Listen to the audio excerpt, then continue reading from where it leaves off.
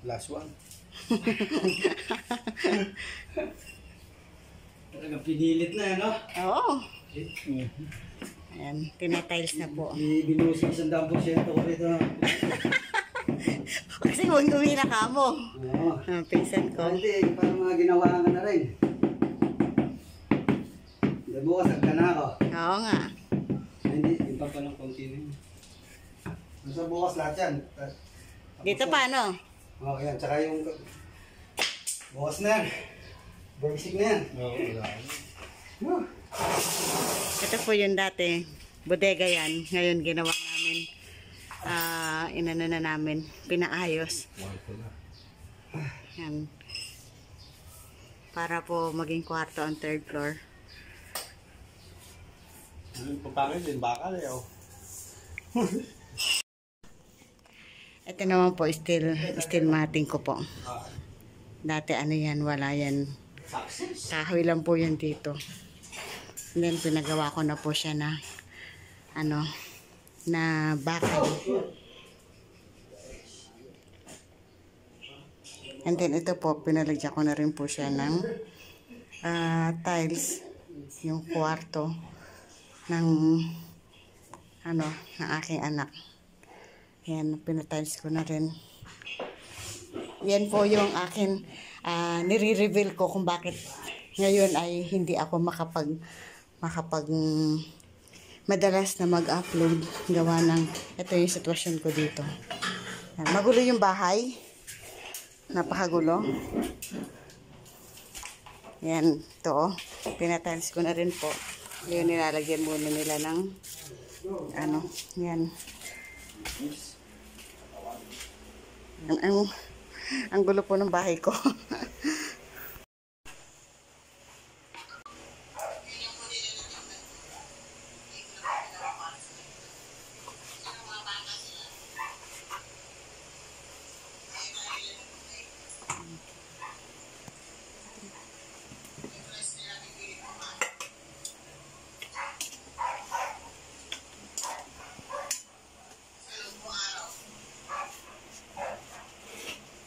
Ito po yung daily routine ko. Ngayon po, nire-reveal ko po sa inyo kung bakit napakadalang ko pong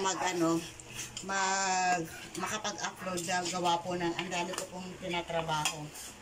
Ito po yung pagluluto, pag-aasikaso sa paninda. Yan, mga daily routine. Tapos after nito, ako po ay magtitinda pa. Punta naman sa pwesto para magtinda. Kasi ito po, ayan, ginagawa. Ayan. O, kaway naman dyan, insad. Pinsan ko po. Siya yung pinagawa ko dito. Ayan. Hanggang third floor po yan. Tapos, pinagawa ko rin po yung, kaya hindi po ako gaano makapag-upload dahil sobrang busy. Busy sa pagpapaayos sa bahay, pag-aasikaso sa paninda tulad po niyan. Ayan. Oh. ito po yung aming gawaan. Morning po, morning. Ayan, reveal ko na po sa inyo yung aming negosyo. Yung daily routine namin, kung bakit napakadalang namin makapag-upload ng mga videos namin dahil gawa po nitong paninda namin.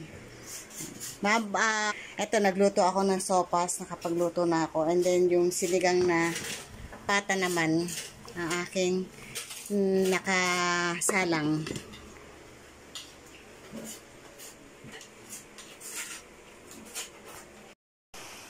Ito po ang kalagayan namin dito sa loob ng bahay namin. Dahil po binaha, masyadong malakas yung ulan. 2 araw po kaming inuulan dito sa lugar namin. Ayan po, mga nasa taas po. 2 araw na pong umuulan dito. Kaya po, ayun, dito po kasi sa lugar namin, mababa po kasi to. Makuwan po, mabilis po ang taas ng tubig. Po, mga nasa mga nasa taas po ang mga gamit namin. Ayan. Kuya Ned's TV. Nag-edit po ng i-upload. Ayan ho. Yung tubig. Down. Hanggang tuhod po yung taas ng tubig namin dito. Ayan, mga nasa taas. Ang lamig ng tubig. Ang aga-aga ay ginulat po kami ng tubig. Ito po yung nangyari. Ayan po.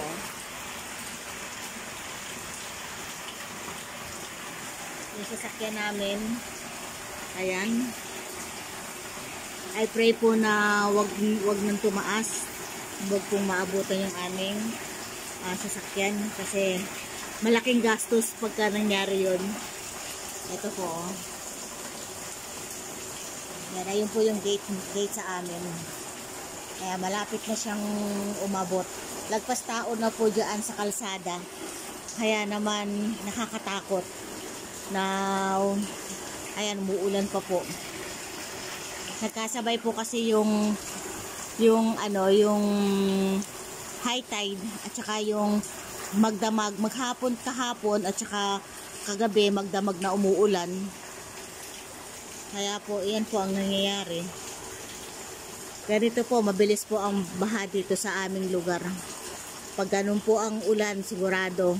Pero ngayon lang po ulit, after nung undoy po, ganito rin po kataas. Mas mataas pa po dito. Pero, nasundan po ulit ngayong taon na ito, 2024, ang taas ng baha. Pero wala tayong magagawa. Ito po ang hindi natin kayang labanan ng disaster. Prayer lamang po talaga.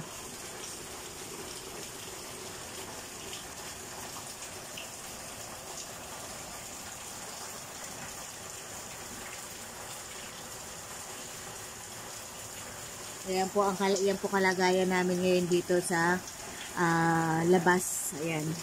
Labas at loob ng bahay. Ayan. Ito naman ay loob ng bahay. Ayan. Hanggang dito na po yung tubig.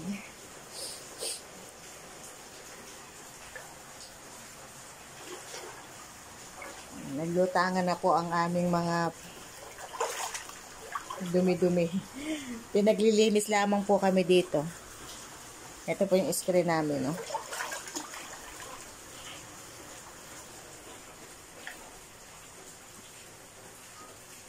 Ayan, mga nasa taas ang aking mga gamit ngayon.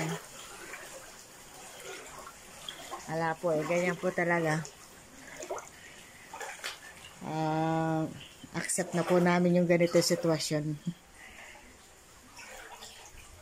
Ayan.